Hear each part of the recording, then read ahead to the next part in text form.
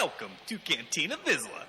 For the safety of the bartenders and any other patrons, remember to keep all arms, legs, tentacles, or any other extremities you may have to yourself at all times. So come right in, grab a drink, sit back, relax, and enjoy the show. Coming to you from the Panic Room in the crap part of the cantina, I'm Sparrow, and with me, as always, is a man who some say has written the 2020 script just to increase the value of the Panic Room. All I know is I call him Stan. Now known as the Panic Room Autonomous Zone.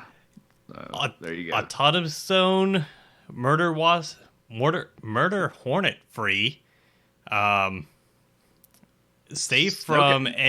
We have an HVAC system, so we're good there. No COVID yet? Yeah. God damn it. Oh, man. Already. What a great start to the show here. Exactly. Yeah, man, it's been a hell of a month, to put it lightly. Yeah. And, I mean, we thought it was only going to get a little bit evened out. I mean, the game was going to start leveling out with the road ahead. The world was going to get back on track, and we are we are somewhere else, that's for sure. Absolutely. And, you know, this, I guess, just get out the way, man. Like, the Black Lives Matters movement is out there, and, you know, we kind of felt weird recording the past week or so. Just, there are other voices that needed to be heard. Us talking about our silly Star Wars game kind of need to take a back seat. I don't think it needs to be said, but, you know, we do support the movement. You know, racism fucking sucks. You know, I've grown up in the South. You know, I've seen it. You know, it's long overdue. Just the police injustice, brutality. I've said it before. Every system we have is broke, and, you know, Americans like to say, you know, we're number one, we lead the free world. We need to start acting like it. You know, just nothing works for the people anymore. I don't want to get off on a political rant here, but, I mean, things need to change, and, you know, it sucks that such a tragic event has to happen to spur that change, but I hope that collectively we can make it through this and come out the other side of this as a country and as a people that, you know, protect our protect all of us and be the great country that we like to pretend that we are. Yeah, definitely agree with you there. Just hopefully, well, not even hopefully, the rioting just isn't suiting any sort of purpose. That is just kind of taking advantage of the situation. The only thing I'm hoping for is that people aren't going to take advantage of this situation to basically wipe out history.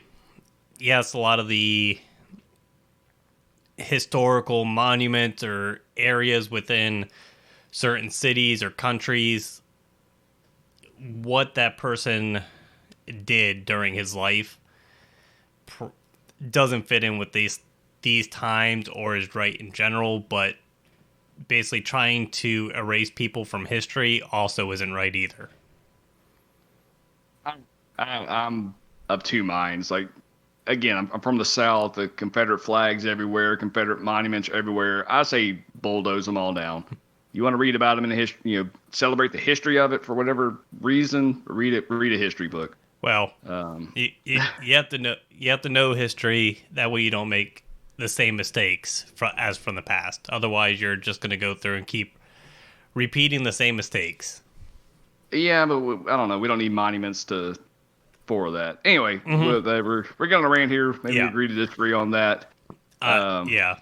I think they should be there, but they definitely need, if they were going to stand, they definitely need to be updated for the times to actually reflect what that person represented, to make sure that people understand that it isn't truly what it should have been. Right. Anyway, if you're out there, stay safe. Make your voices heard. We're with you, and we'll get through this For sure. I guess. Let's start switching a little bit here. Yeah, we talked about this. It's impossible to make a appropriate pivot in any sense, so we'll just go with it. Yeah, just on top of all that, I've had a kind of rough couple weeks too. We had a family member in the hospital about 2 hours away, so a lot of driving and all that. So talked to a few people about that. Shout out to Cotman. He kind of hooked us up. Appreciate that. So we're not quite out of the woods on that, but it's a more positive trajectory than it has been. So yeah, we can just add that to the list of shit 2020 sucks for. And dust off the explicit tag on this one as well. Oh yeah, I already have it written down. Oh yeah. It's already marked. Oh man, but we did have some stuff. I mean, well, mainly just this week things started going through and getting released. They announced the PS5. Yeah, well, they kind of did their official unveiling, and it's a interesting looking console. Yeah, I'm not really sold on the looks of it, and then they added the actual disc part of it. It just looks like, hey, we just slapped it on the side. Yeah, because they said we needed it. So you've got the PS5 looks like just a crazy router. Then you've got the Xbox. It's just a big ass box. Hey, the Xbox has always been pretty much always been like that, and I have no problem with that because that just kind of leads to the idea that it can be easily upgraded. You can go through and change out the hardware, and it's just easier to fit inside of it. That's what she said. Yeah, I guess. I don't know. I'll probably end up buying the Xbox. I don't have enough time to play both consoles. PS5 looks great. If you're a PlayStation fan, awesome. Happy for you. Like I said, for me, it always comes down to what games do you enjoy playing. Oh yeah. PlayStation has some great exclusive titles. Xbox has great exclusive titles. It really just comes down to what titles you're into. Yeah. I'm into 2 titles, right? Yeah. Destiny and Star Wars Galaxy of Heroes. And both have been kind of letting me down lately. But I will say Destiny 2 just released a new expansion, and it's pretty good. I was going to say, I'm enjoying it so far. Didn't I see that Destiny announced that they have 3 expansions coming up in pretty rapid succession? Well, they've got the latest season that started this week, which story-wise has been pretty interesting so far. Then they'll have like their big expansion in September, which is going to kind of add a new play space. We can go to Europa and do some stuff. And then they announced like the next 2 years worth of expansions on top of that. Okay. So it looks like they're just adopting Destiny 2 as the game, and they're just going to add to it instead of breaking it off and making it Destiny 3. Hey, I mean, that works. You go through and build up. I bet, and I wouldn't be surprised if they're just extended the life of Destiny 2 until the new Xbox comes out and gets released, and they're building Destiny 3 for that platform.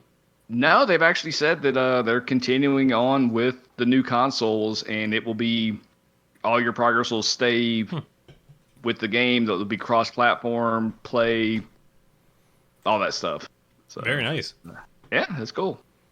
Sweet. Let's see. Kind of had some downtime. Finally caught up and watched Fleabag. Did you watch that one? I have watched part of it. I'm not sure what I expected, but it was actually pretty good. And that stars Phoebe Waller-Bridge or L3 as we know her. Mm-hmm. Talking about things that, well, L3 would probably talk about too. So yeah, it's a very, I wouldn't say risque humor, but it's pretty forward. It is progressive with its humor, yeah. For America, yes, it's more very much British humor. When I watched it and everything, think I watched the first like 3 or 4 episodes, and it Yeah, very much British humor over American humor, and American humor tends to be more of on the safe side. British humor is more upfront, especially with sex and everything. right. Yeah, in America, if you see a nipple and burn something down, Yeah. it's end of the world. That is right. Start rioting. So yeah, that was cool. Let's see, watching Queer Eye. Just if you need to cry, some good old wholesome stuff there. Like that's a good one. I'm sure Anyway. you're watching Queer Eye because Winston made you, didn't he? That's it. You know, if somebody Yeah. asks, that's what I'll say. Yeah. But you know what? I like the show. It's a good one. They get you, man. It's like, oh, you gonna cry. Hey, what you been up to? Oh, it's been interesting, that's for sure. So everything going on in the world. The other week went through and got told I was furloughed for a week from work. Doesn't bode well for the future, but we'll see where it goes from here. So all last week I was furloughed, and of course I got volunteered to go down and help my aunt out with the new shop, which is fine by me. I went through. I am definitely paying for it right now. It was a full week worth of tiling. I am not used to going through and running up and down stairs to cut tile that much. So trying to recover from that this weekend. Just getting little projects done. Finally staining my deck, watching Mythic Quest, which is absolutely hilarious and definitely kind of a cross of game studios. It would be the best way, kind of World of Warcraft and Minecraft kind of rolled into one. But you see, CG definitely rolled in there. They have like a bug in which guy's giving out free stuff, and they figure out, well, if you constantly go through and attack the guy and are constantly hitting him, he can't give everything out. So they literally just tell a guy to sit there and hit the guy so he can't give anything out, while they try to figure out who is controlling it and why the bug's happening so they can patch it. Apple TV service. Yes. It's on my list to try to find a way to watch, and I'll get to it eventually. Yeah, it is definitely very good. And then GoodNightPunk told me to go through and start watching Star Force. So I just started that last night. So far, definitely, it's pretty good. It's definitely not like, I guess it kind of reminds me of Steve Carell in The Office, in which you just go through, he's just playing the kind of that boss role, and it's just very, very satirical about everything, very literal of the military, kind of overseeing like a NASA space agency. And he basically very much plays a character like he did in The Office. That's what I'm kind of worried about. Like, we've watched so much of The Office. It's hard to see any of those actors in anything other than those characters. If you go through and watch this, and you're going to basically, it looks like Michael Scott controlling a space agency. Right. Like Maybe that's what he did after he left Under Mifflin. Yeah, they literally go through and lose like solar panels off a satellite because the Chinese took it off. And he's like, well, what do we have around there? Well, we have another satellite that has a monkey in it. Well, let's just get the monkey to put the solar panels back on. You're like, oh dear. But yeah, it's very good so far. I am enjoying it, at least. Something to check out. Let's see. That's pretty much it. I mean, it's been a month, but there really has not been a lot to actually do this month. Right, yeah. Had the world not been falling apart, I don't know what the hell we'd be talking about. Probably, let's see. Celebration would be happening. True, yeah. Well, no, not quite yet. It's in August. Oh, okay. Yeah. I thought it was a little bit We'd be getting earlier. close to it. Yeah. I think They should be announcing something soon if they haven't already. Rumor is it's going to be a digital event this year. They're gonna delay it and then have it online somehow.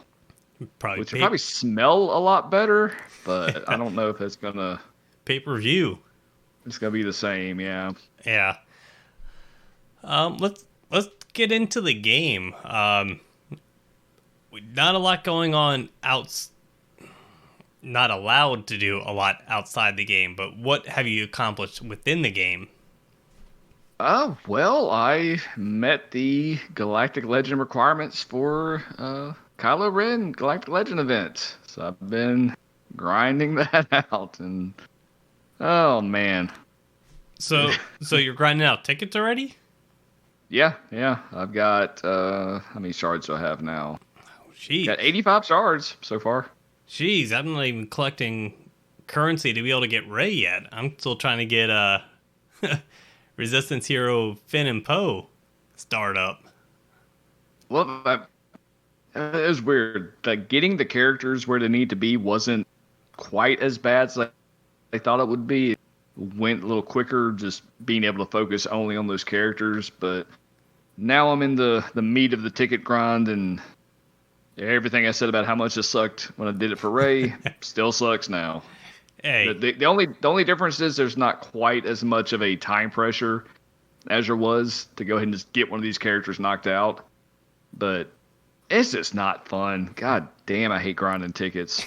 Like doing 10 battles and getting one. Ugh. Yeah, I'm not looking forward to that part, but I'm basically looking at it that I'm just going to go through and farm normal gear, probably for Kylo Ren, as I go through and get tickets for Rey. And so you're doing that, and both of us get a little star here because we both have Negotiator and Malevolence at 7 stars. Have you started spending that get 2 currency yet? Or yeah. You still want to hoard it? No. Yeah, no, me too. It has been spent very quickly buying Kairos and some maybe I think just Kairos, really. I might have bought some other Gear 12 finishers, Gear 12 plus finishers or something like that with it, but it's pretty much all been going to Kairos. Yeah, same. I think if they do anything else like that, we're going to get 3. Yeah, I'm not really worried about it. I'm just going through spending that currency, trying to get everything up a little bit quicker. Because where I'm sitting right now, I mean, I got Hyena Bomber also to 7 stars. I went through Finn, Rose, and Vet Chewie are all hit the requirements for Rey. So I have a couple more tiers as far as relic levels for Jedi Training Rey, Scav Rey, and BB-8 to get them up to... You've got a lot more tiers. Yeah. There's a lot more tiers to go. Yeah, but I mean, those are already relicked. They're just trying to get the final tiers to Relic 7. Mm-hmm. I'm really just waiting on Resistance Finn and Resistance Poe to get shards. They're both sitting at max gear 11 right now, so I had the Kairos and everything on them ready to go. So I actually started shifting.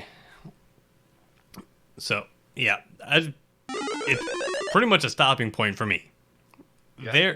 They're good. I'm just waiting on shards. I don't have anything else to gear up unless I was going to just hoard gear, and I'm not going to do that. So I've already started going through and gearing Vet Han, and he is 10 salvage pieces away from going to gear 12 already, and he was at gear 8.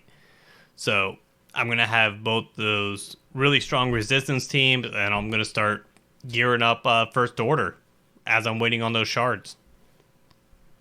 Sounds like a plan. Or at least that is the goal right now. I'm going to wait for Vet Han, and we'll see what comes out early next week on the information we get from CG and kind of plan accordingly. That may shift a little bit, definitely going after Rey, and then kind of deciding from there. The bets, they're fun with the resistance tag now. See, that's all it took you to tell you to put those vets in there with Finn and Poe. And all of a sudden, you went from not sure about going after Kylo to getting Vet Han done to having all the Galactic Legends requirements met and grinding out shards. What else you gonna do? I do it for the people. Things escalated. Things escalated quickly right there. Right. Let's get into. Oh, we got a shout out or anything? Richard Cheese. We are fighting him in our territory war right now. So, good luck. It's not looking too good for you guys, but I wonder if they name him. They call him Dick Cheese. I was thinking that. Took me too long to get that, but I saw it right away, and I was like, But I do have to say that this great name. This has not been my territory war at all. I'm just losing everything. I noticed that. I went into a matchup and I was like, oh, let me just clear out this team. Oh, look, Stan's already trying to clear out this team, and I finished and logged back in. And I see you posting I see all this alert of you posting on Discord as I'm in a battle. And I get out of the battle and it says Stan is still engaged. And I'm like, I think he failed right there. Yeah, it went south quick. What was that, Grievous, I believe? Yeah, the Grievous and I think a Padme team too. Oh, yep. They tend to do that to you. Oh, and a Darth Revan team. I think that was it. There's not many more teams after that, Stan. I know. I beat a Newt team. I won my fleet battle. I won something. Right. Let's get into the calendar watch here. All right. What is going on in this game? Damn it. We've got Galactic Offensive coming up next week. Yay. Oh, man. Get our 6. Get our 6 Coyote Mundi shards. The pain. I almost got Coyote Mundi shards last time. Literally was down to where I had to got rid of the Reek and just had Django. And Django went off and just obliterated 3 of my clone troopers. Jang. That's what he does. It was absolutely horrendous. I was just thinking, I'm like, all I have to worry about is getting rid of this Reek. I get rid of the Reek, I am set and not a problem. Guess what? It is a major problem. It's a problem, yeah. I was so excited going, I'm going to do it. I'm going to do it for the guild. And it didn't happen. Yeah, I've yet to beat that one either. And I cannot bring myself to relic up anybody to do it. It's just not going to happen. Yeah, we are sitting at 34 shards for Coyote Mundi right now. Hey, we're getting there. We're getting there. There's no use for Coyote Mundi right now. I mean, there's no rush. So another 6 months, we may have them unlocked. Well, we might get maybe. There might be at some point here more of a push to actually relic out that team to ensure shards, kind of like the Geos in which everybody focused because Watt was so good. So I see it coming.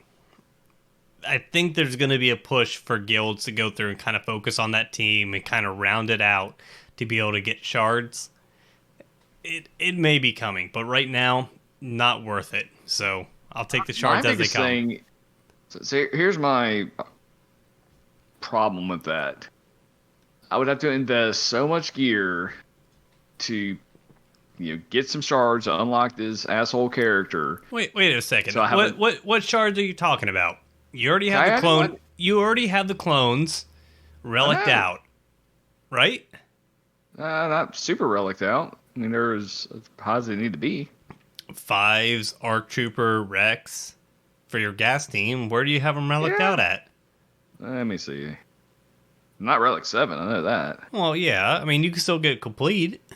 They're all at 5. I mean, 5's good enough. So you're basically saying, hey, if I went through and just took Shock T, if I took Shock T up to good, yeah, if you got good, it just took one character up to Gear 13. You could probably get it done. Shock T's Relic 5 too. Oh, Shock T's Relic 5 too. My Shock T's only Gear 12 and I would almost beat the mission. What are you doing? I don't know. Get good, son. Man. Get good. Anyway, what I was trying to say is I refuse to get good to get a team that will still only get one fucking wave on GOTV. Yeah, I was figuring your gear level was like equal to mine. Nope, I have a lot better gear level. You don't have to invest any shitty gear. What the fuck are you doing? Just get good and beat the mission, god damn it. Okay, I'm gonna watch some YouTube videos. I'll read a guide. I'll go up to GameStop, get the player's guide. We'll see what happens. Oh, where did this go? Other than basically letting the guild know that you have everything geared out and can't beat the mission. Yeah, I've heard they're gonna restructure here pretty soon. I'm probably gonna be put on the remedial team. Junior Varsity Guild. Anyway, back to the calendar. We got Republic Offensive coming up. We've got the season 8 of Grand Arena. We're going back to 5v5. Still going to be Empire Strikes Back theme, so that's fun. Yep, going with the second half of Empire Strikes Back. So Bespin, I think, is what they called it. Yeah, let's see. We've got a Ground War, 2 Omega Battles. We got Admiral's Maneuver and the Forest Moon. And nothing coming up on Wednesday, so I guess we'll have a... Let's see. Then we got Smuggler's Run going on Sunday, so maybe we'll have a droid heist or credit heist or something. Who knows? We will see. Yeah. We do have a login character. We do. Who's that login character? Farm Boy Luke. Interesting. Why would that be?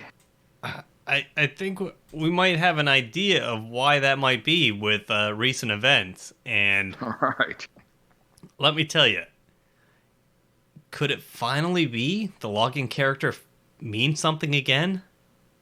I think so. I think you're onto something. That is just mind-boggling to me. I mean, they do a login character, it actually means something again. Although last month with Trey in the isolation, that was a good one. I do applaud them for that. That was a very good touch.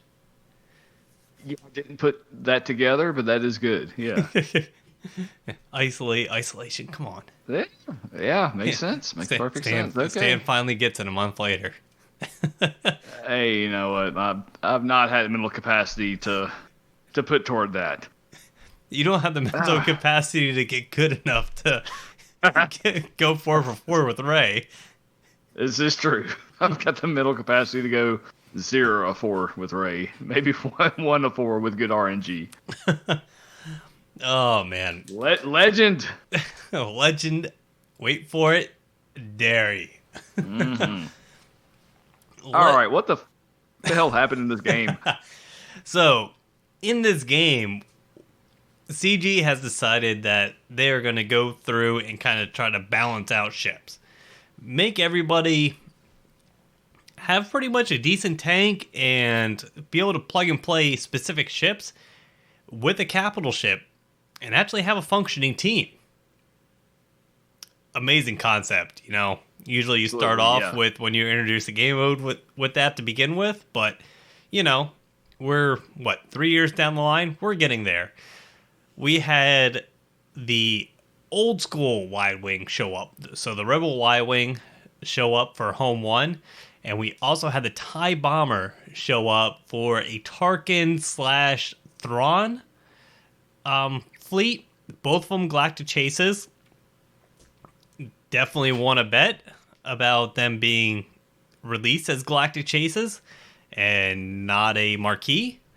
So shots got taken because of that. Which, a bet is a bet, but I ended up partaking in the bet also. Well, win or lose. I was like, twist your arm. Twist your arm. Twist my arm. I mean, I'll break out a bottle and take some shots. Don't want to pressure people into drinking alone. That's not a good idea. But they were Galactic Chases on Cantina nodes. Good stuff. How'd you end up with them? No, not on both on Cantina nodes. Okay, TIE Bomber was definitely Cantina. What was Y-Wing? The Y-Wing, they said thematically it made more sense to put on fleet hard nodes or fleet nodes. Okay. And they also went through and lowered the drop rate because they said everybody was farming fleet nodes for Galactic Ray and Galactic Kylo, so they dropped the drop rates because everybody's farming it to begin with. That's right. Yep. I'm like, I don't really see how that justifies lowering the drop rates, but okay, whatever. Both of them, I just went through and did enough refreshes just to unlock. Okay, well, I got the Y-Wing out unlocked, got 48 to 65, so that turned out pretty good, and I was able to get 5-star on the TIE Bomber. Okay. Very nice. Because I'm farming the hell out of Cantina nodes trying to get that goddamn signal energy. That is why you're way ahead of me, because it sounds like you're doing 50 and 100 refreshes and Cantina 100 and 200 refreshes. Yeah. I am only doing the 50s and 100s, kind of conserving crystals, but I'm sure Ray, well, I would hope Ray has you in a much higher spot in Arena. Yeah, it's not too bad there. So that's helping some. Yeah, you're getting a little bit more crystal income than me right now, so that makes sense. But overall, the only thing odd about these characters or ships that came in is the TIE Bomber. And the only thing that's weird to me is that the TIE Bomber fits more into a Tarkin fleet. So now we have a good Home 1 fleet with the new Y-Wing. We have Negotiator, you have Malevolence, and now you have a Tarkin with this TIE Bomber.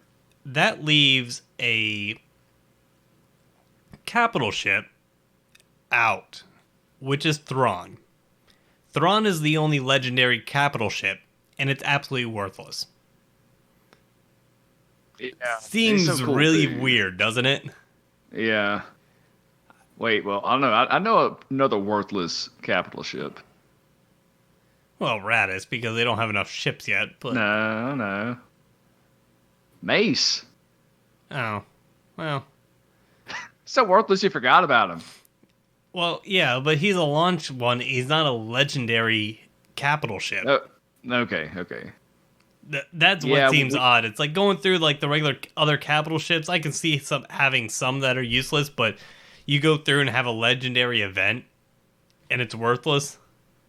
I'm like, why would you go through and farm up all the bounty hunter ships right now? Well, I will tell you one thing. Thrawn can get me a clear on territory battles. Just throw a Houndstooth in there. He'll just wipe them all out. It may take all day, but he'll do it. Ray can't get you a full clear, but Thrawn She can. can't. She cannot. Oh man. Well, we need the TIE Defender. Would be awesome to go with Thrawn.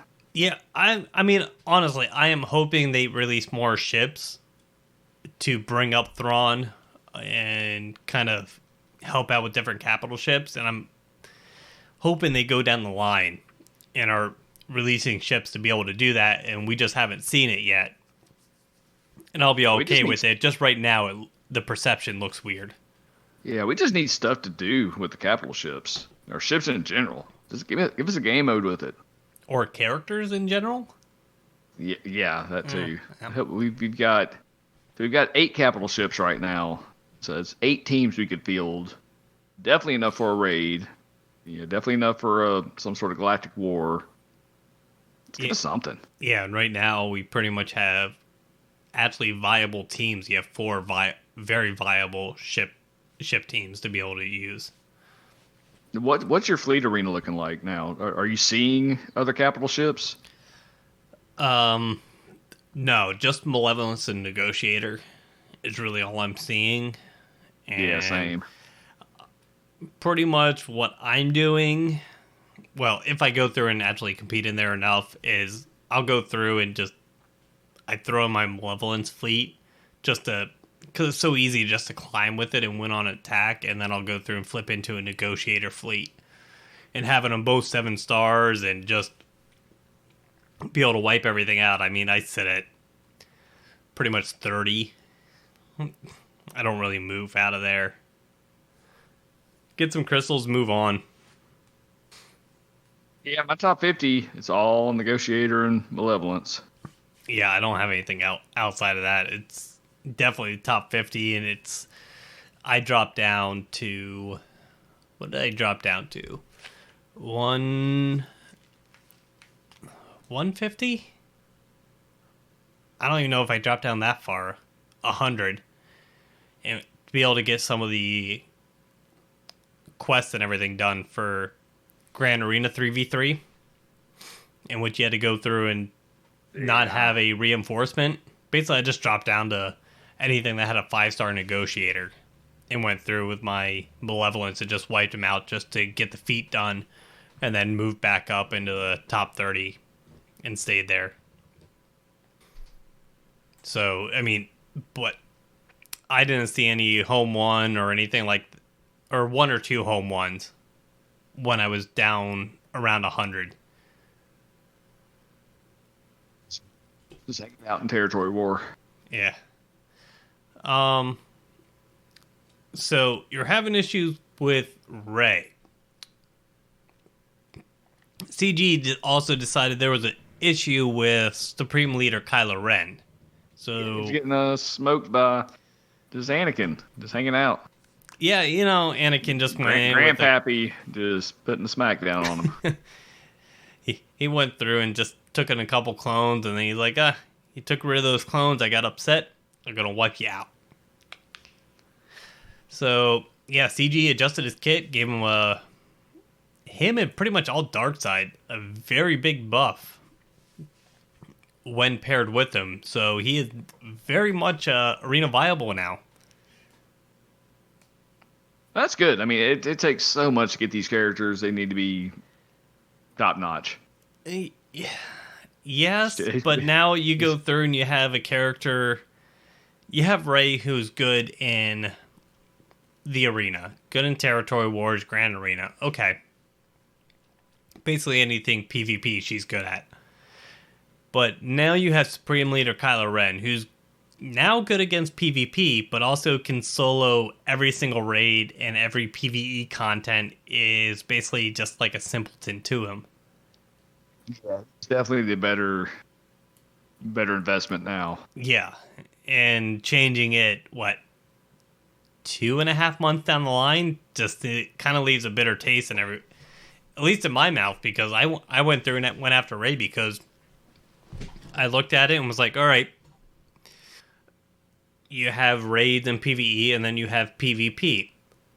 I would like to be doing better in Territory Wars, Grand Arenas, and Arena, so I go after Rey instead of Supreme Leader Kylo Ren. Now I turn around and it's like, oh, well, Supreme Leader Kylo Ren is going to be good in all of it now, and not just part. I don't know. That too is just the stupid balancing of light side territory battle too. Yes, and I understand what they did. I just think they went a little bit overboard. And mainly, the part I think they mainly went overboard is the plus 30 speed to all dark side allies. I think if it was just just first order allies, I'd be okay with it, and I think the balance would still be fine. But it is what it is. Supreme Leader Kylo Ren definitely got a bump. Still beatable, still not OP, but a lot more competitive in the PvP aspect now. At least for the time being. There may be something else coming down the pipeline that may throw a kink in Yes. all this anyway. Yeah, for sure. Let's get into 3v3 Grand Arena. How'd you make out? Still didn't get Kyber.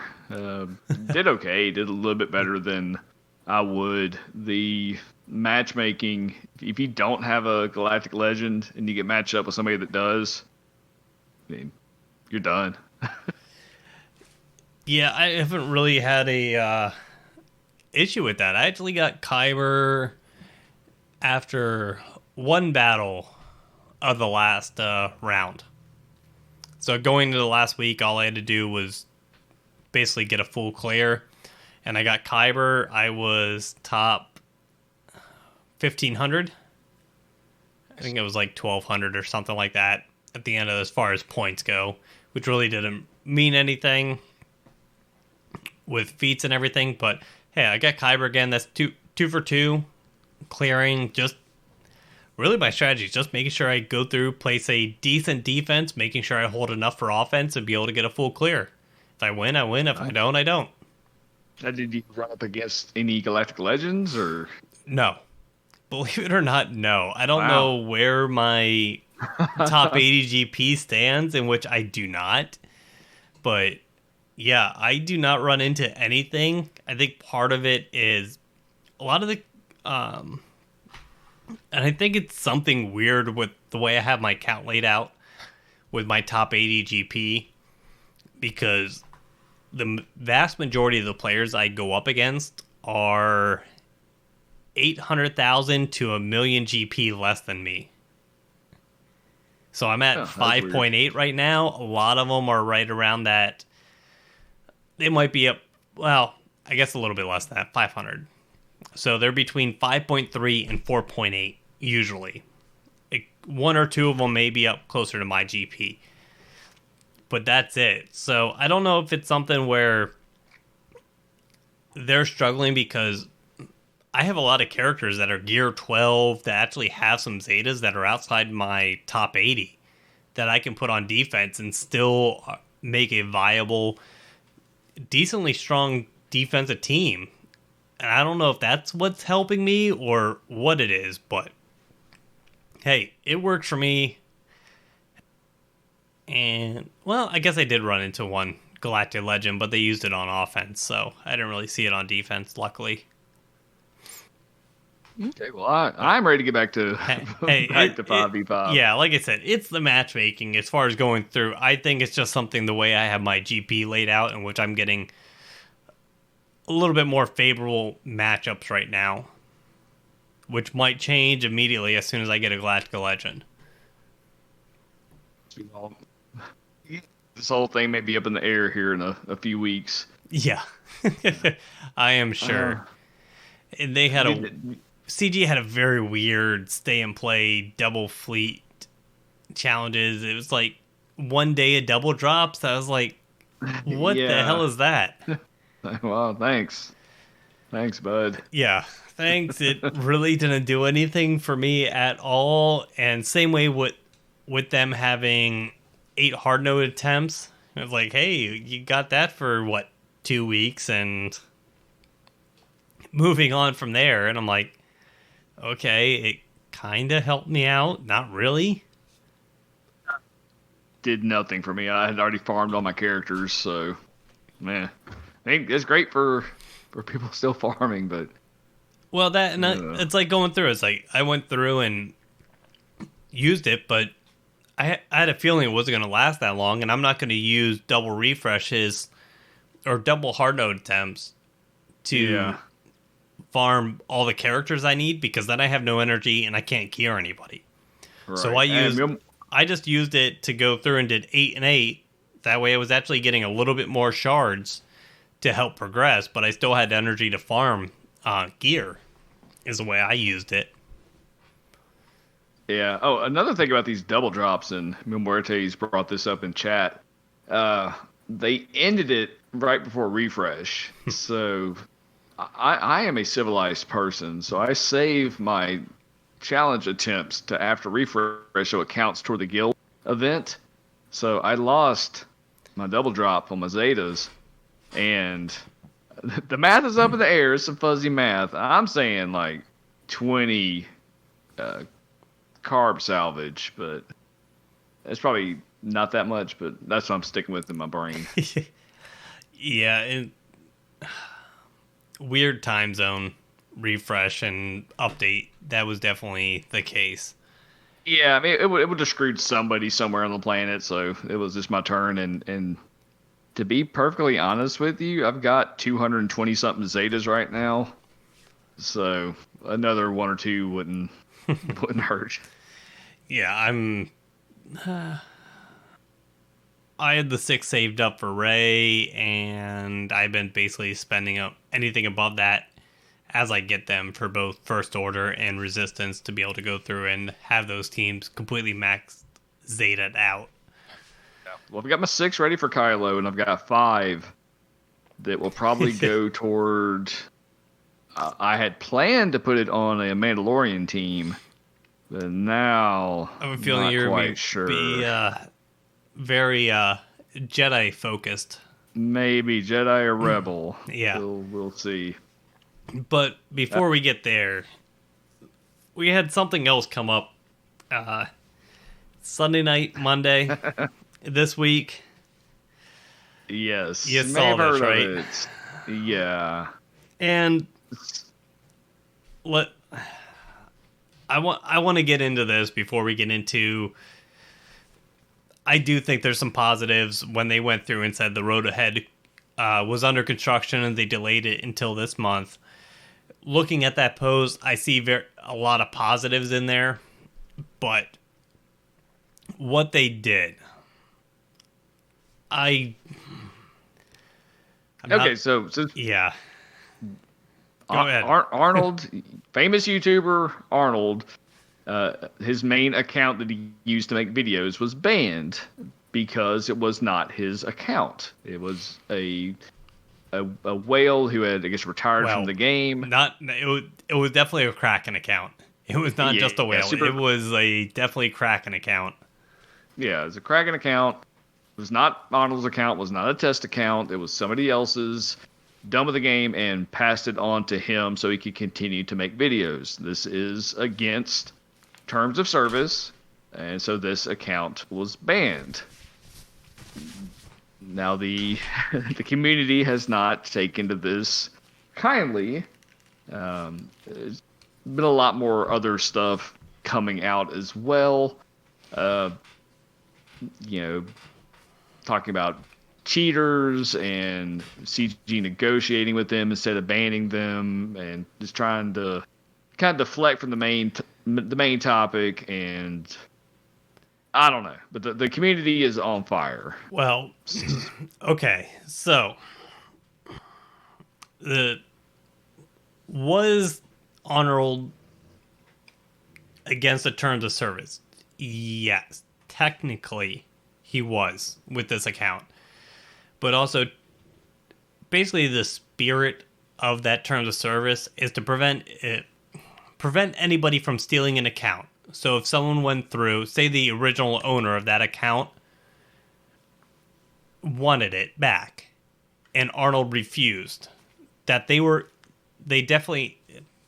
have a legal action against that user and can actually say it's banned because the original owner said it was stolen and that you can no longer use the account, which is really what the spirit of that terms of service agreement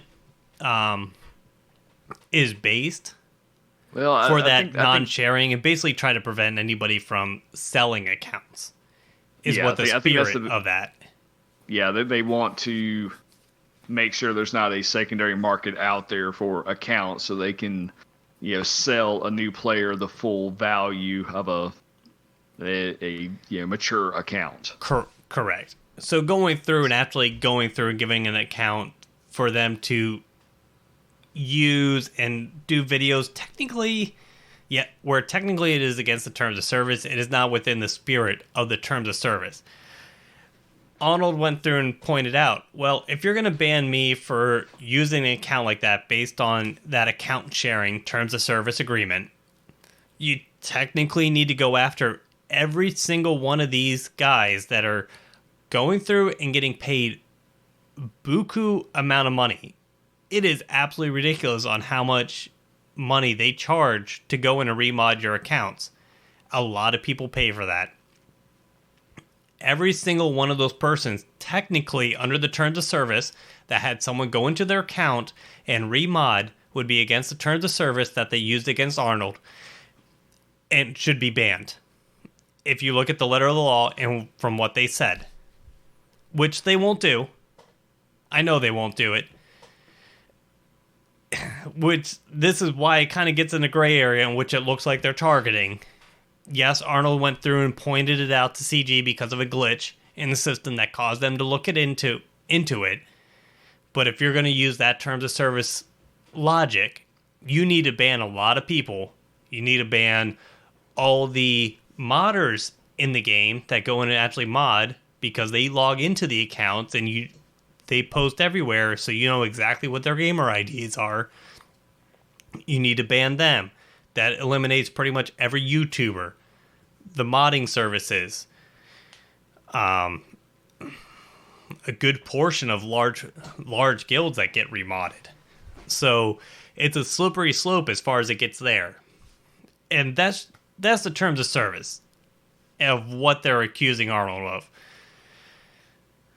Now, what kind of complicates it for Arnold is the fact that he's monetizing these videos. Not only is he playing an account that is not his, he is using it to basically make money off of. But in the same aspect, yes, he's making money off of it, but if you're looking at how much money he's making off of it, CG would be making just as much money off of the marketing benefit of him using the account. And also, it wasn't like other accounts in which he wasn't spending money on it. He was spending a lot of money on that account to keep it up to date, to be able to use. So CG was also making money off of it that way. Yeah, that's definitely a good point. Now, just full disclosure, I am of the mind that we need more digital property rights. We should be able to do with our digital goods what we'd like. If I want to sell it to somebody, I should be able to do that. Like my Steam library or Xbox account, all that stuff, I should have ownership of that. As it currently stands, a lot of this stuff, we're basically just leasing the ability to access this content, which, that's a whole other episode, but again, I think if somebody wants to sell their account to a YouTuber, they should be able to. But currently, they're not able to. So if they're like you said, if they're going to enforce the rules, they need to do it consistently. Yeah, and across the board. If you want to go through and do the letter of the law, make sure you do the letter of the law and do that for everybody. Right. Nobody should be exempt. Nobody should be targeted. It doesn't matter if you're a new player. It doesn't matter if you're the most famous YouTuber out there. The rules should apply. I want to say famous YouTuber, but definitely most subscribers, largest YouTube channel of this game, in which it does seem like you're targeting. For this game, especially with him having past experience with them of emails going back and forth, because CG did not like him going through and disagreeing with a character and doing negative feedback on a character they just released. You go through and try to modify what a YouTuber says about a character because he couldn't find any use for it. Hey, it's in the game, but I can't find a PvP, I can't find a PvE, there's no raid viability, so I gave it a negative review, and then you send me an email saying, I'm not allowed to do that. If you continue doing that, I'm going to send you a cease and desist letter, and I'm going to stop giving you first access because of that, and you shouldn't be negatively impacting the game. That says a lot about the developer going through and saying, well, he's giving his honest opinion. He can't find a location. Then if that's really the case, you should either give him an example of where to use them or let it be, because obviously you just got called out for releasing basically a money grab character that has no place in the game other than a name. Right. So yeah, so that came up. Then there was the issue of, CG negotiating with cheaters, maybe giving them suspensions instead of banning accounts. Now, this is very true. As far as the cheaters in which he was showing the screenshots of, the cheaters were going through, is basically the cheaters were both Territory Wars Arena and Grand Arena, in which they were going through and hacking the accounts to be able to go through and get their instant wins, full health, full protection, with a team that should not be viable to win. And they were going through and showed a screenshot of them, Lucifer's Daddy, going through and saying, hey, it should be a permanent ban, but we don't want to go through and lose you within the game. We think it's going to be better for you to be banned for a week. When would you like us to start this ban? What? Yeah. You went from a permanent ban to a week, and then you asked the cheater when they would like to start the ban. And I can honestly say, between my Arena Shard, my Fleet Arena Shard, this makes a ton of sense, because we report a cheater, we see him go up, and then all of a sudden he gets banned. You see him disappear for a week or two, and then all of a sudden he's back again with the same exact team doing the same exact stuff.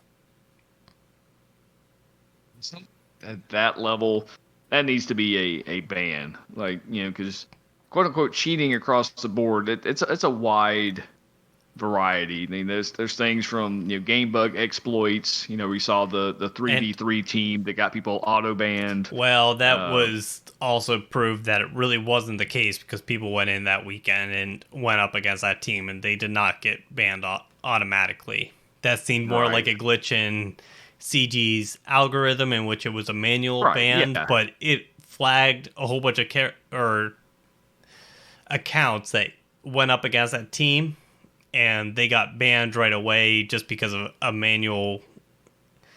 Someone wasn't doing the manual review properly. Let's put it that way. Yeah, but it's something at that level where it's like, oh, this is kind of a neat bug. Let me try that out in the game. Mm-hmm. That's not the same level as manipulating the game code or network manipulation. That, to me, deserves permaban. And so, to me, it's even worse, because I know,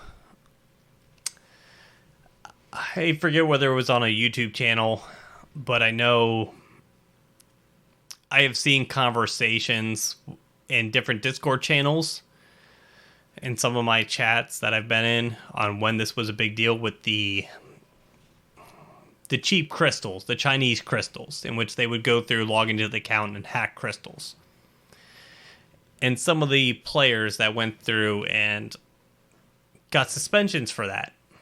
And they definitely did go through, talk to Lucifer's Daddy about going through, in which they went through, instead of getting a permanent ban for giving their account information, terms of service, letting someone log into their account, getting free crystals. Well, free crystals on CG's side, not on their side. They did pay the person that actually created the crystals into their account. But cheap crystals, it was like $30 for $100 worth of crystals. So instead of getting a permanent ban, they went through. Lucifer's Daddy said, well, what about 3 weeks? They went through, okay, 3 weeks sounds good. And then he came back and said, well, in order to make things fair, we have to go through and we'll have to take some of the characters and gear away on what you purchased with some of the crystals. Why don't you let us know what characters and gear we should take away from your account while you're suspended, and when you come back, they won't be there. So not only did the people that tried to hack crystals for cheaper get caught cheating, but then they got to negotiate both the length and then what characters go through and get ungeared and unstarred. You know, there's crystals that spin on Lobot and Yeah. Cup. Yeah. So they got to choose that, but Arnold, who goes through and was given the account to use because it was well maintained, and then was also spending actual money in actual crystals legitimately, gets banned just for using the other account. No conversation about going through with a suspension, saying there's repeated offenses, but you're willing to negotiate with people that are actively hacking the game, coming back and hacking the game again, actively negotiating with people who are taking money out of your CG's pockets by hacking crystals or getting hacked crystals into their account and letting them come back into the game.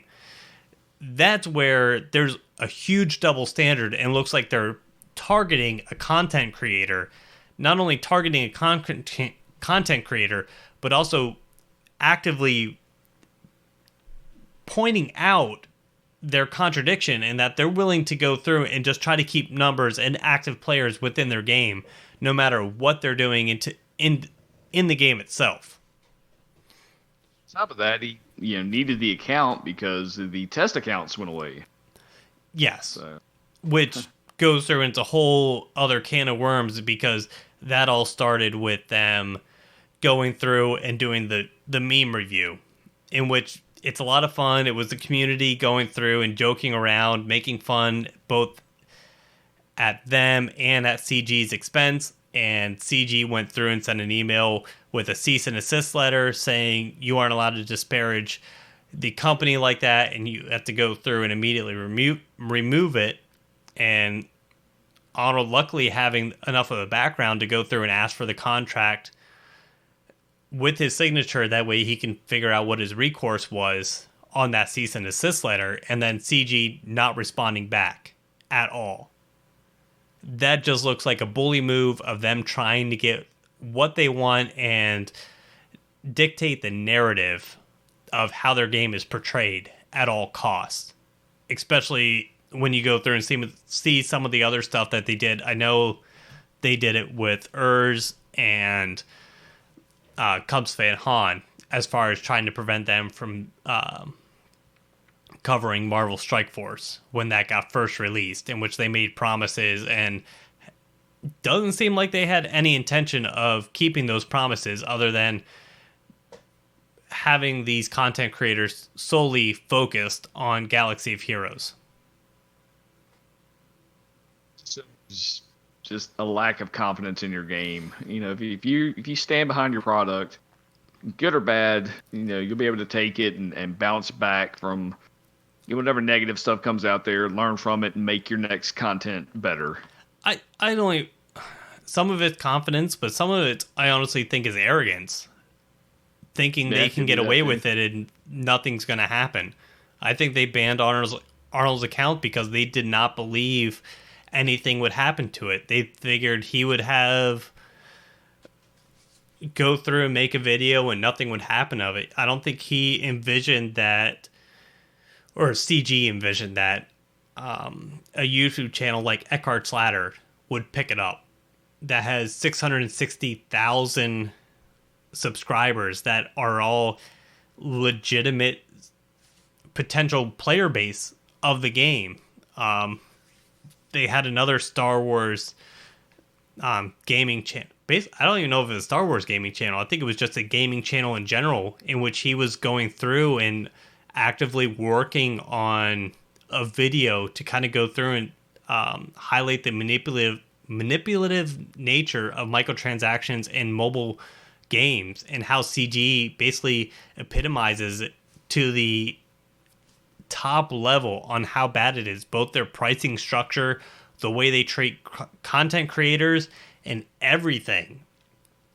And that guy has over 600,000 followers also that follow it, perfectly fit this type of mobile game. So you have those two accounts, and then you have the largest Battlefront 2 content creator also do a video on it. all of those guys, I know Eckhart's Ladder and the Battlefront 2 creator both are in EA Game Changer programs for different games, and they talk to EA. That definitely does not put a big highlight on CG in a positive nature at all, no matter what they do right now. Yeah, well, yeah. At least they released their statement to kind of explain their stance, kind of try to smooth things up. Wait, no, they didn't. No, they hunkered down and acted like nothing happened. That was probably the worst thing. It wasn't that this happened. Okay, this happened. Let's make a positive out of it. Let's figure out how to move on from there and make the game better. And Arnold had said that in pretty much every single video this week, along with his interviews. He's like, yeah, it happened to me. I'm not expecting to get that account back. Yes, I violated the terms of service, but at the same time, we need to have a discussion in order to make this game last and is better. Yeah, it's this is not a good look. This makes you wonder what is going on with CG right now. And I completely agree with them. It's like the new live producer, Mark Dickinson. I haven't heard from him. You saw the original post saying, hey, I'm the new live producer. But other than that, nothing. And basically, ever since he took over, it's been a vow of silence from them, really. You really don't see them on Reddit anymore, Discord, Twitter, anything other than when they finally have a new character to release. Yeah, it definitely seems like a clashing of, I guess, generations of PR, maybe. Because hunker down and say nothing is a very old school PR technique. Mm-hmm. Let all publicity is good publicity. Let the bad stuff pass over. You'll be fine. It doesn't work that way anymore. We're more connected, more just informed on things now, and I think consumers are a lot more, principled in their purchases these days. And maybe I'm talking about my ass. Maybe they got data that shows that this stuff doesn't matter at all. But I just feel like it has to in some sense. I mean, historically, it probably does show it doesn't matter. But right now, the way the world is, the way when you go through and line up, not only them doing that to Arnold with that terms of service agreement, but then you add in them canceling the test accounts, canceling the EA Game Changer program, negotiating with cheaters as far as Arena, negotiating with the cheaters that had free cheap crystals into their accounts. All that adds up, in which, you could be silenced through like one or two of them, but now you have 5. Right. It adds up, in which you're in a shitstorm right now and you need to say something, and you just think, well, we were quiet last time, so it's going to blow over again. And all these channels started picking it up this week, one after another, and the longer they were quiet, the more channels picked it up. And I do not see it going away, and I do not see how the overall company of EA hasn't seen this and need to look into CG as basically a subsidiary of EA and their development group, and seeing what's going on and how their management is running right now. Because really, I mean, Crumb's a good community manager when he's able to do his job. I don't know how much he's able to do his job right now. And when you have a community manager, you have a large aspect of this game in which their job description, it doesn't seem like they're able to do their job right now or are allowed to do their job right now, because they used to. We used to hear from them all the time, and it was a lot of fun. It was great hearing from all those guys. You no longer hear from the art department on Reddit. Crumb, even the Q&As, they seem to cherry pick the easy questions just to try to get it over with. Right, or just not be able to answer anything. Yeah, and it doesn't seem like they want to answer anything. They don't think they're like, oh yeah, we know you're looking for this, but and almost of the aspect of, well, you don't deserve this. You deserve to get the answer when we decide you get the answer. It's just not a great look at all. And well, speaking of Crumb doing his community manager job, we did get, a puzzle which we've been asking for a long time. Oh, way to talk about you go through and they hack our panic room and live in our panic room for a week. And when they decide to leave the panic room, they completely ignore everything that's going on in the world and they release a puzzle. Like, all's good with the world. Hey guys, the sun is out, there's a rainbow, and there's nothing wrong. Here's a puzzle. Right, and I'm sure that the timing of this, like, they just didn't break some glass and throw it out there. I think this was probably when this was scheduled to be released and announced and all of that. But with lack of any other communication, it looks like a smokescreen. It looks like, hey, I know you're worried about all this other stuff, but Jedi Luke, come on, guys. It is a fucking hologram. Hey, guys, look at the shiny thing over here. Right. It's smoke and mirrors, and it like I said, even if it wasn't the intent, that's how it rings right now, and it's sucked all the excitement out of this character. I mean, for one, we had known this has been coming forever.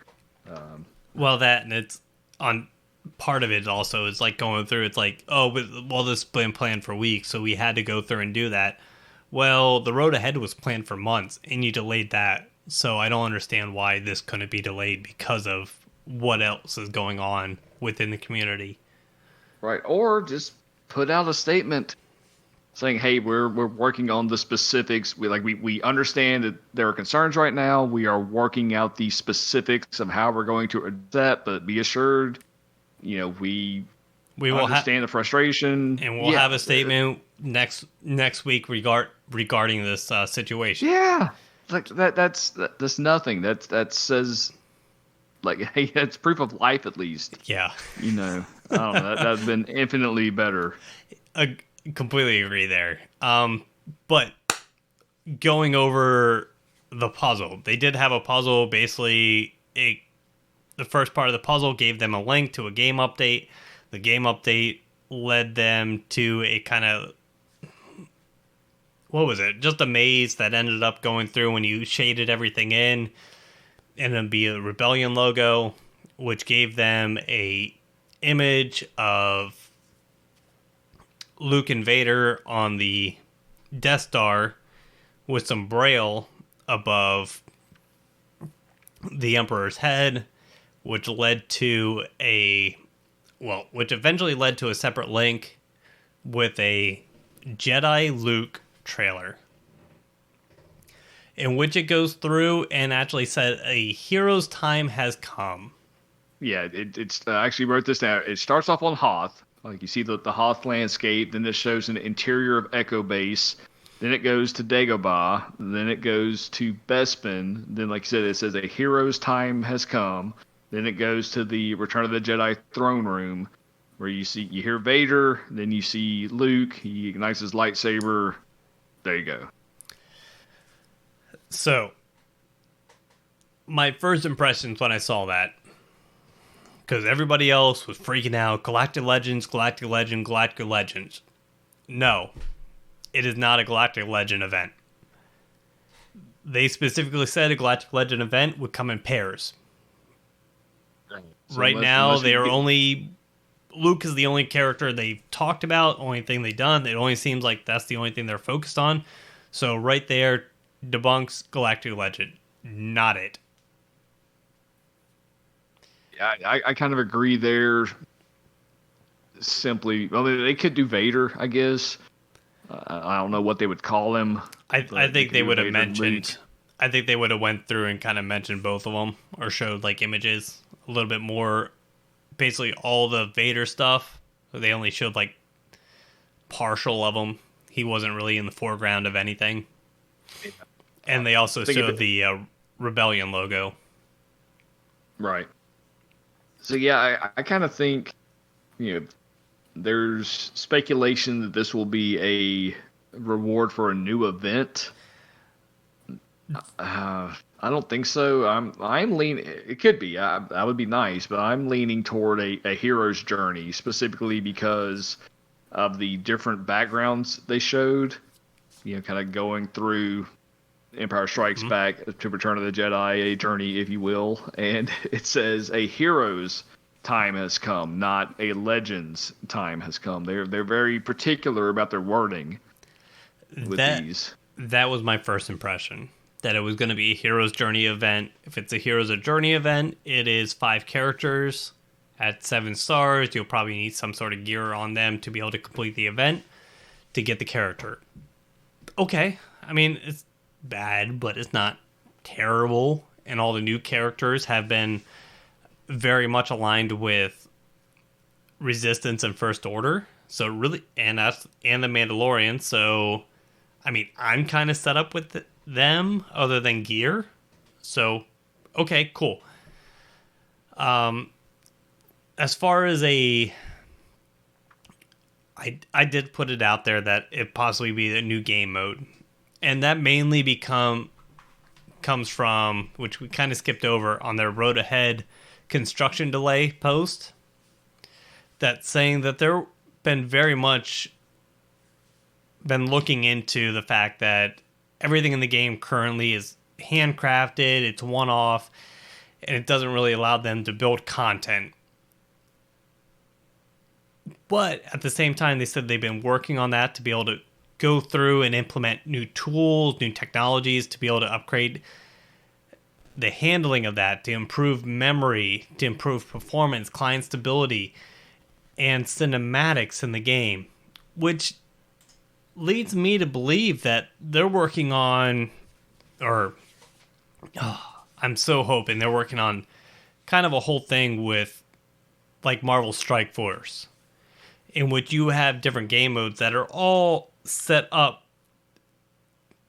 differently, but they use the same game mechanics, in which they're basically looking at your GP and creating teams that would be viable for your galactic power, that they would go through and be looking at what's used in Arena or Territory Wars or Grand Arena and kind of pulling teams from there to be able to create no longer have to handcraft teams, but letting the community's teams dictate how modes are worked. I mean, it'd be awesome if all the game modes ended up reflecting that. Like,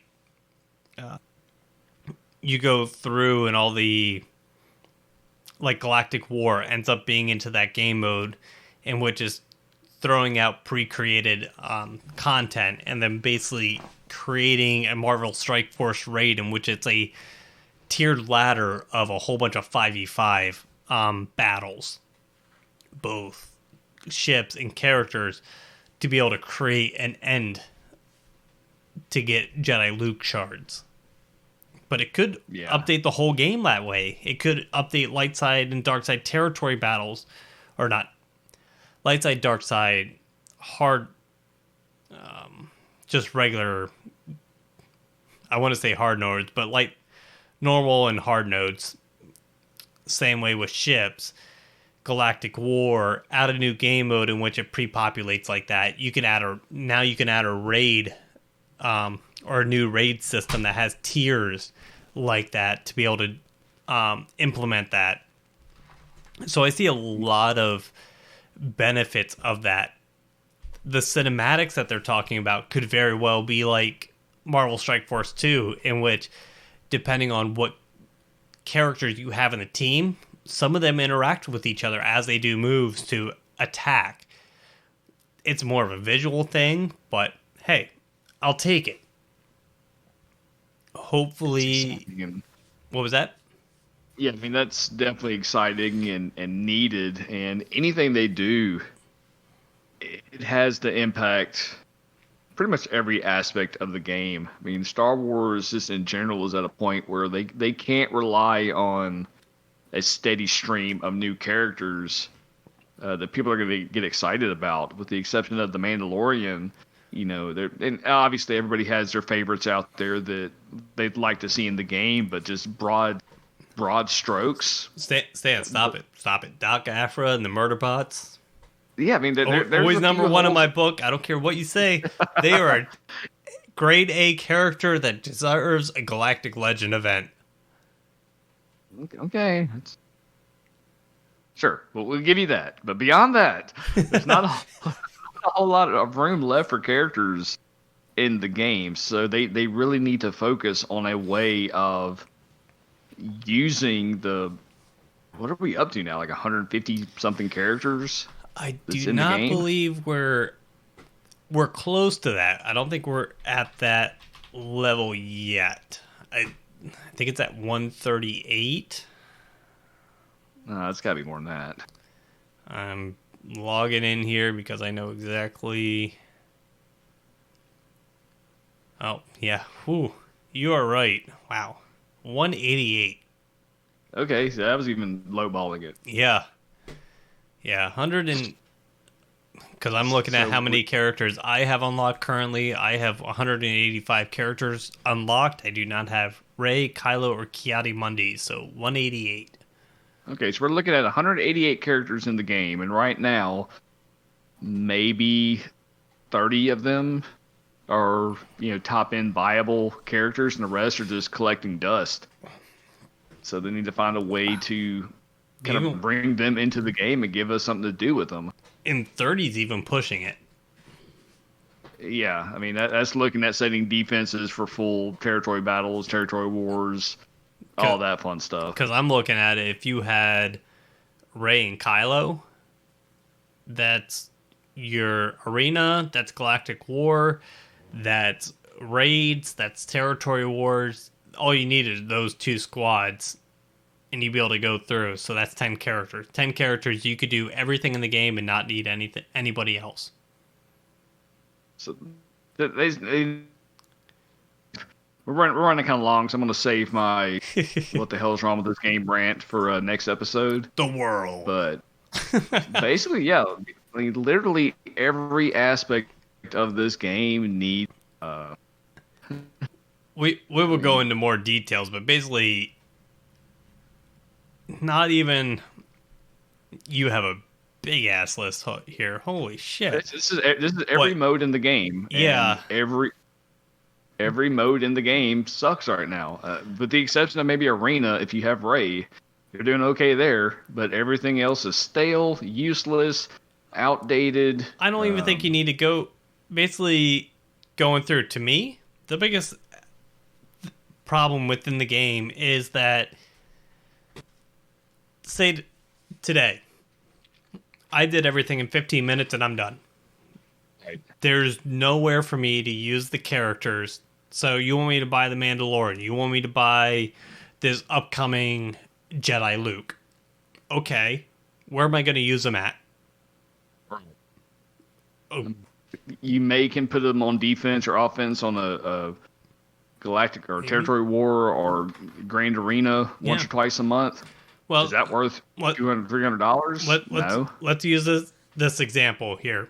All right, you're about to have Kylo. So let's say you're in Cotman's position. You have both. Use Rey for Arena. Okay, so you have Kylo Ren also. Where do you use them? Okay, I use them, 2-3 times a week for a raid? Yeah, use them in a raid, put them on Territory War. Yeah, that's Territory battle. Okay, so within a week, I get to use him 5 times. Right, that's... Yay, I spend a good portion. I spent money, I went after these characters, and because I have both of them, I can use Rey every day in Arena, unless you're doing crystal refreshes, which you shouldn't have to if you're on the top of Arena and staying first. So you can get first place, say, with Rey, probably 3 battles. Hey, I got to use Rey 3 times, and I got to use Kylo once today. Hey, I got to use my 2 new characters a total of 4 times. Oh yeah, but I also have Gas. Yep, I don't really use him at all, other than once, every 3 days for Grand Arena or Territory Wars. I don't get to use Padme. No need to use them. General Grievous? Yep. Don't need to use him other than 2-3 times a week. There's no place to use these characters. Hey, I spent a lot of money and I put a lot of effort into these characters, but there's nowhere to use them consistently. I get to use them. If I'm lucky, I get to use every single character once a day. Tops. And it's a 5-minute time battle. Hey, I got to use the character once a day. Right. that 5 minutes of enjoyment of this $300 character that I just bought so was worth it. Right. That just seems more like the issue to me. But just give us something to do. This new game mode, better bring it. Yeah, let us use the characters. That's the big thing. Let us use the characters. Right. They've said this is a toy box. We want to bring our characters out and play with them. Let us do that. I want to bring up one other thing that kind of dawned on me with Jedi Luke. Okay. So we were talking about light side territory battles. We've consistently said about the 2 Jedi teams needed. Do you think Jedi Luke upgrades the Jedi enough to be able to segregate a Jedi Knight Revan team and then a Jedi Luke team to be able to compete in light side territory battles? It's interesting. Might could get 2 waves instead of 1. And the other thing is, so I was kind of going through and poo-pooing about Ki-Adi-Mundi and everything, kind of busting your balls about it. And here's why. So Ki-Adi-Mundi only has uniques that boost Jedi. So if Jedi Luke has a good leadership, and then you pair Ki-Adi-Mundi with him, between the uniques and leader abilities, they might be able to make a great Jedi squad. I hope so. I mean, there's obviously something missing there. And maybe when the game gets remade and they're able to rebalance all this stuff, maybe that's part of it. I don't know. But And that's more where my thought of kind of busting your balls about not going after Ki-Adi-Mundi, because I had this in the back of my mind that Luke and Ki-Adi-Mundi might be the core pair of a secondary Jedi squad. Right, because they were just inseparable in the Star Wars trilogy. I didn't say it made thematic sense, but kit-wise, it makes sense. Right. I guess before we get off of this topic, I think in-game players, we're ready. We need something to do. But if you're a newer player, the game obviously looks a lot different for you. Are you having fun going through the journey guide and this kind of the legendary unlock branching paths that are out there for you? Is it still compelling for you? Are you feeling the same thing we are, where you're just kind of bored and ready for something? Let us know. I'm real curious to hear. Yeah, I mean, honestly, I sure hope they're having fun, and the way CG has laid it out, I think it should be fun up to basically a certain point. So I'm just hoping they continue on, and that CG is going to be able to keep these players as they get up to level 85 and get up to the end game. Yeah, let's hope so. Well, that brings us into listener Q&A, and if you have a question, you can put it in our Discord channel. We'll either answer it in the room or on the show. You can email us, cantinavisla@gmail.com. That brings us to the first question. Mil Muertes asks, are Mando characters the last cash grab? Obviously not. I mean, we got Jedi Luke. Yeah. Now, remember, this was submitted like a month ago. Boom. But yeah, no. But that also brings kind of is Jedi Luke the last cash grab for the game? We have always stand. The Oracle survives. that question goes through. We answer Jedi Luke. The Oracle survives. But I think no. I think where the game is going to continue even past Jedi Luke. I think the timing is kind of odd for this because there's still Baby Yoda yet. Yeah, That's the last cash grab until Baby Yoda hits the game. Right, yeah. He's going to be the cover, the app art, everything, yeah. Yeah, the fact that they are rebuilding the game kind of from the ground up and redoing the graphics engines and all that, they would not invest all that in a game that's going to be dead in 6 months or a year.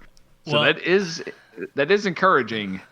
They have not said anything about the graphics yet. I definitely said that in Discord, looking at their performance and cinematics and everything like that, that it seems like they're kind of gearing up for a big update of the game. Yeah. In which they upgrade the graphics, because everything they, artwork-wise, design-wise, model-wise, are all set up to be able to handle that. And they actually had the resolution, they had the higher frames per second, and they basically downgrade everything to be able to work within the game framework currently. So it's should be relatively easy for them to upgrade everything graphic wise. Yeah, I'd be curious if there's anything on the back end they're going to do to kind of talking about account sharing and cheating and all that, and how are they going to tell the difference between me playing on my personal phone and me playing on my work phone. Yeah. That is kind of indistinguishable from account sharing, I guess. And we had a speaking of that, I kind of forgot about this, but we had just an odd incident in our guild this week where a person installed an emulator of our officers' player IDs. And so the guy logs into the game and he's in our guild, lost as hell, like, hi? This is not my account. What the hell? Where the hell am I? Right, and fortunately he was, cool enough to not take advantage of the officer rights and do anything crazy with that, but that is a possibility, so they really need to look at some sort of two-factor authentication, I don't know, something to keep that from happening for sure. Yeah, that's really going to depend on whether they actually think that terms of service apart account sharing is actually a big deal, or they were just targeting. Which, looking at everything and looking at the game changers and looking at how harsh they've been on content creators, I think that it's more of the fact that they were targeting, not so much the terms of service. So I don't think they're that big into the two-factor authentication process because of it. I think it was just an excuse. Could be. Let's see. I didn't write down who asked this. I apologize, but it was asked with pilotless ships, what needs to be brought, and how can they make us gear C-tier characters like Biston?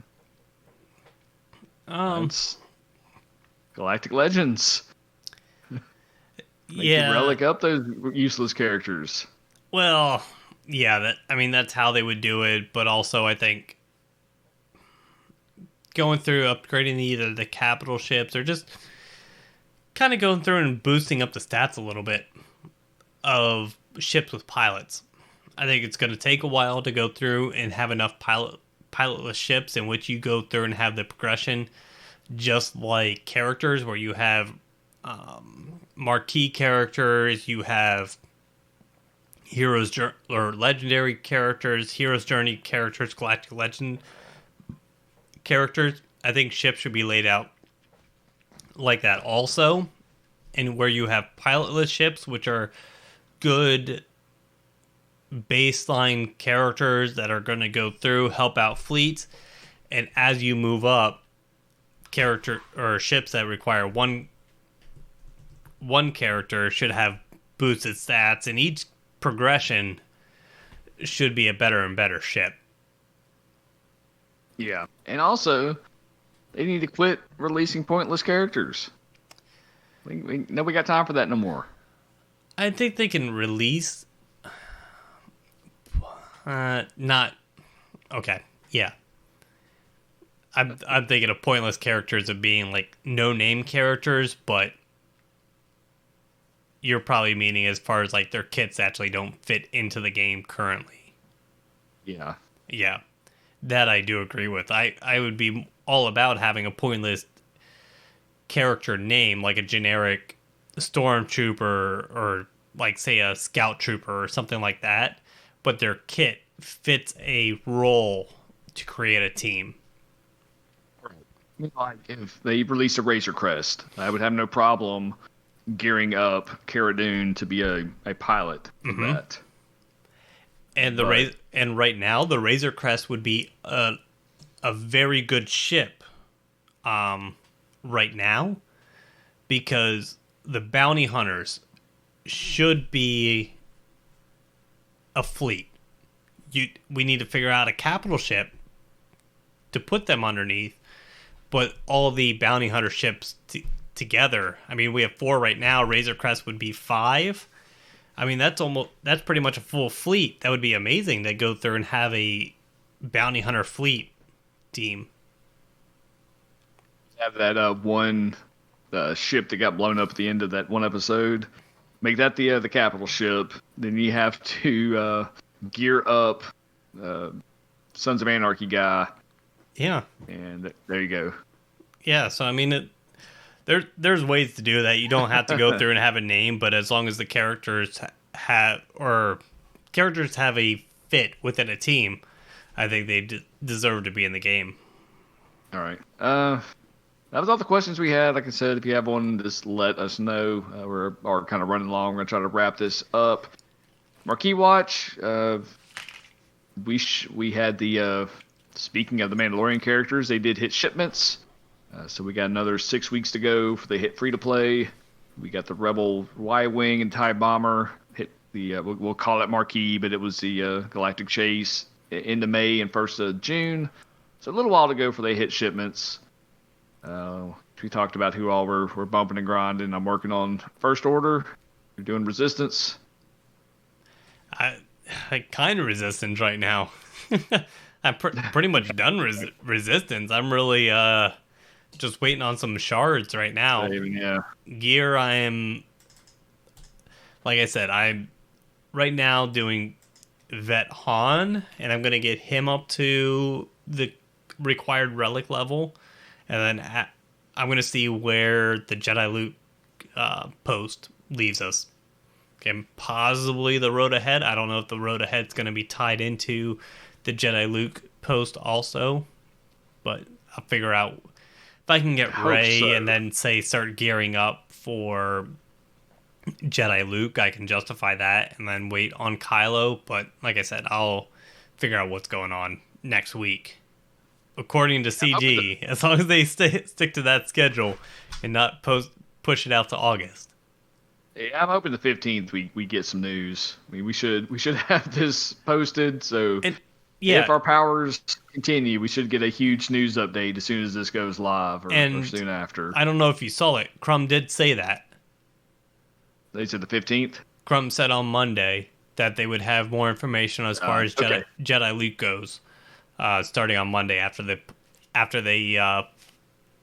link for the YouTube trailer was found. He did post that they would have more information at the beginning of next week. All right, well, cool. Next week it is. I promise you, it will not be a month before our next show. Stan has a rant written all out. I have spoken. Yes, I'm ready to speak some more.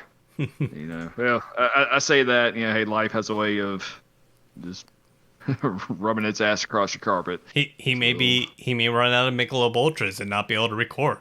I mean, right? Yeah. There's a requirement for Michelob Ultras to be able to record. That's right. So hit us up on patreon.com/Cantina Vizsla. Throw in some Michelob money. All right, we've got a month of Star Wars news to cover as well. All right. You want to let the peasants go? Oh, I suppose. I mean, if you want to be that kind to them. I'm not feeling benevolent. All right, guys. So we are heading into our Star Wars news. That's the end of the Galaxy of Heroes. Like, subscribe, and we'll catch you next time. Hopefully, like Stan said, before a month, because CG said they're posting within a week. Or something like that. We will see. You know, hey, if you're a Star Wars nerd like us, stick around. Yeah. Got a lot of stuff to talk about. All right, let's get into it. All right. Well, happy birthday, George Lucas, May 14th. God dang. So back in the day during the COVID, but back when COVID was a thing still, there were all these cast reunions was a popular thing. So they had one for Community, which seems to be taking over for The Office. You know, now that it's going to be leaving Netflix, Community seems to be the new evergreen show that people are really picking up on, which warms my heart. I love that show. It still holds up today. I hope they can get the movie that they've been talking about forever. But old Pedro Pascal, the Mandalorian himself, was on one of these kind of online cast reunions doing a table read. Did you happen to catch any of that? I saw it, and like you said, I honestly think because The Office is off a lot of the streaming services, they're just kind of... Community is very much a similar comedy style, is what it seems like to me. And people are latching onto that comedy style. Community is very good, but just having that comedy style fits very well into that genre. Yeah, well, it's easy to watch. You can have it on in the background. The comedy still holds up for the most part. There's a few have showed its age, but for the most part, it's still a good show. The characters are likable. Anyway, so that was real fun to watch. The gallery is still going on. That's the kind of the Mandalorian behind the scenes things. Have you been keeping up with that? Yes, I definitely have. I don't know if I've watched the newest one. What was the last one? I watched it today. Then I have not seen that one. The last one I watched was them going over basically the screens and the lighting by using CGI, and then basically just throwing up a whole bunch of screens to get the shadows right.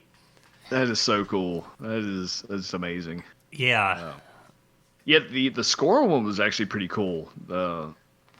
How the guy came up with the unique sounds and kind of what their theory behind the music was. They didn't want to make it just a complete rip off of Star Wars, but have enough kind of connective tissue there to where it sounds, otherworldly and grand scale. And Winston has a lot to say about it too. Talk about music. He's gonna chime right in. Right. But one interesting line that they talked about a couple episodes on the gallery was they were talking about the Mandalorian and how they act with, how Pedro Pascal acts in the helmet and all of that. And I think it was Bryce Dallas said, our Mandalorians don't believe in taking the helmet off. There was a real emphasis on their specific set of Mandalorians. Mm-hmm. So I'm thinking that, there's rumors we're getting Sabine, obviously, in the Clone Wars cartoon, and Rebels, they took their helmets off all the time. So this is the way thing is a very new kind of concept.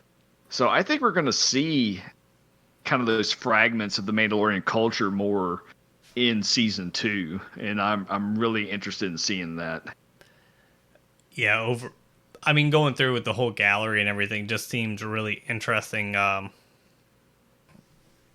with everything, because even the directors, it seems like they're pushing their limits. Like going through Dave Filoni, going through and basically telling his backstory of how he wasn't used to directing animated series that way when George Lucas picked him for Clone Wars. And then he got put into The Mandalorian, and him never filming any live action before. and trying to go through and progress, and the way they're actually going through and implementing a lot of different techniques and actually pushing a lot of the directors and actually encouraging them to take chances on filming this, which to me is what's making The Mandalorian what it is, and what people are enjoying about it is because it's pushing the limits. And I have a feeling this sequel trilogy of Star Wars, people aren't liking to some extent, is because there's not a lot of innovation, I would say, as far as filming techniques go. Kind of like The Mandalorian, like the original Star Wars, even the prequel trilogies, as far as green screens at the time, were not a big thing.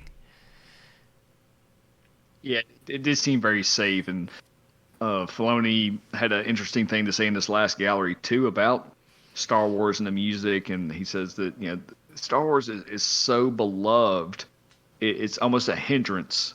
Like, people take it so seriously, every minute detail, that it's hard for them to have fun, just to break out and just do things without worrying about kind of the kickback or how the fans would react. And I think that's what a lot of the sequels suffered, and they were scared to leave their comfort zone. And I think part of it's also the fans completely forget where Star Wars came from, as far as pushing visual effects, pushing the original Star Wars with the model making, and basically going through and actually having those tracking shots above the models when they re-released them. From what I remember going into the theaters, forcing theaters to actually put Dolby Digital sound in their theaters. That way you could actually have the Star Destroyer sound start behind you and go over you through the theater. The prequel trilogy, not only the sound, but also them pushing the green screen and visual effects and digital effects. Right. And having a digital actor, like every movie has that now, but Ahmed Best doing Jar Jar, that was new. Yeah, and then you go through it, it's like, I can't really tell you what the sequel trilogy, what innovation they put in there. I mean, yeah, they use the green screen, they use digital effects, they use miniatures. It just seems like they repurposed everything. And then you have The Mandalorian, and The Mandalorian's talking about taking those digital and practical effects, but also throwing in the green screen with projected scenes and shadows in the background to be able to go through and accurately put the reflections on the ground and on the characters, both on the floor and also on their outfits at the same time, along with what they said the Jawas were like that, and everything else. It seems like every little thing they're going through and adding on, and then kind of pushing the limits a little bit, which to me makes Star Wars. Yeah. Oh man, I can't wait for season 2 of Mandalorian. Mm-hmm. We're still getting casting news. We heard that Timothy Olyphant is scheduled to be in Mandalorian season 2 and has filmed scenes wearing Boba Fett's armor. So we know he is not Boba Fett. So this leaves only one person he could be if they honor the canon up to this point. And it sounds like he's going to be Cobb Vanth, the sheriff of Tatooine from the Aftermath trilogy. And you said they were running out of characters for Galaxy of Heroes. Come on. Hey, you get Doc Aphra, I'll get Cobb Vanth. We'll call it a draw. Yes. So if you're not, we need another Darksaber also. Yeah. We need Moff Gideon with the Darksaber. That'd be cool too. And some fried chicken. Yes. Let's see. We had Empire Strikes Back 40th anniversary was May 21st. They announced a certain point of view book, Empire Strikes Back edition, which is a collection of short stories, kind of tangential to the events of the main movies. They did one for A New Hope, so this will be pretty exciting. Let's see. All the High Republic stuff got pushed forward. I don't know if we mentioned that last episode or not. I don't remember. I know we talked about the High Republic, and that we're both excited for that whole kind of era to be able to be fleshed out. And once again, it sounds like a lot of characters that could be added to the game, Stan. Yeah, but people are not gonna read books until it hits a show. I don't see them. Hey, it very well could. It very well could, especially with the animated series and The Mandalorian doing well. It very well could hit a TV series very quickly. Good. So all the High Republic stuff got pushed. So the next book that's coming out that I am excited for is Shadowfall, the sequel to Alphabet Squadron. So that's coming out on June 23rd. I am definitely looking forward to that. Speaking of squadrons, I think they announced a game too. They did, yes. It is, what the hell is it called? Pilot Squadron, Star Wars game. Fly around, shoot stuff. Yeah, they said it's basically all on space combat. Yeah, it's called Star Wars Squadron. We should get the trailer for that Monday. It's going to be primarily a multiplayer game. They said there'll be a couple of hour-long campaign, which would probably just be kind of little tutorial missions going over the different types of craft. So it sounds like Battlefront 2 length. Yeah, I'm not excited for this, to be perfectly honest with you. I don't particularly care for space combat games. I mean, if that's your cup of tea, great. It's not mine. I would prefer a third person or first person, story going to add to the canon.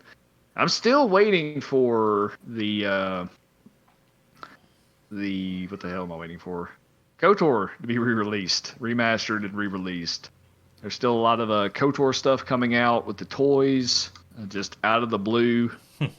I just gotta think that's happening soon.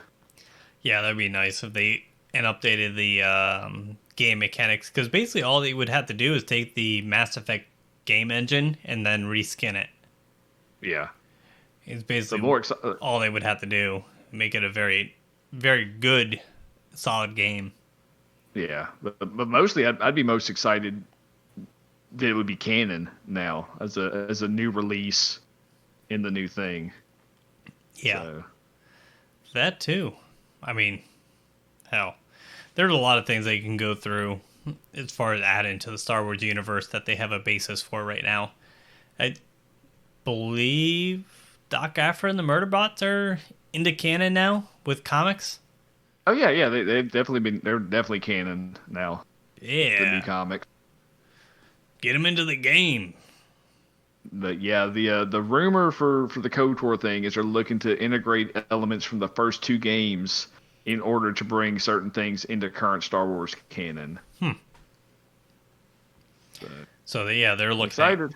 They might be looking at more of the backstory to tie it into the High Republic then. Yeah, because this would be a prequel to the High Republic era, so they could set up some of the stuff with Starforge, maybe link that into the... Prequel or sequel to the High Republic? The Old Republic is before the High Republic. Okay. The High Republic is only a couple of hundred years before the original trilogy. Okay. Then yeah, they might be going through and trying to figure out what characters they need to introduce into the Old Republic to tie into the High Republic and kind of build off of that. Yeah, they don't tie... I mean, it's still a huge span of time between the Old Republic and High Republic. Mm-hmm. 1,000 years or so, but like some of the galaxy-wide events, like the Starforge with the space station that's in the High Republic, and I can't think of the name right now. Maybe tie those in together.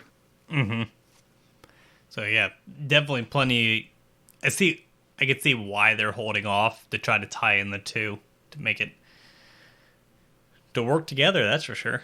That would be nice. Well, I think the High Republic stuff is mostly just kind of COVID related, and obviously they want to do a lot of their announcements at an E3 type event and celebration. I meant more, not so much the High Republic getting pushed, but why you haven't heard anything about KOTOR and the Old Republic.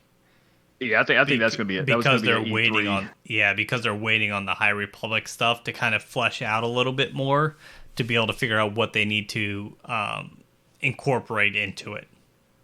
Yeah, maybe. I think it's mostly because they're just wanting to unveil it at E3 or some high profile event. Yeah, could be too. Yeah, they're just waiting for create their own event, and they'll announce it here like everybody else. Right. Yeah. Well, I think that's all the news fit to cover. Yeah. Well, other than your rant, but we will get to that at a later point and date, and we'll get you 3 Michelob Ultras in, and let you have at it. Yeah. I'll simmer on it a little bit longer, and we'll let it rip. Let it rip, tater chip. So let's get on out of here. Why don't you close things up? All right. See you guys later. Later, guys.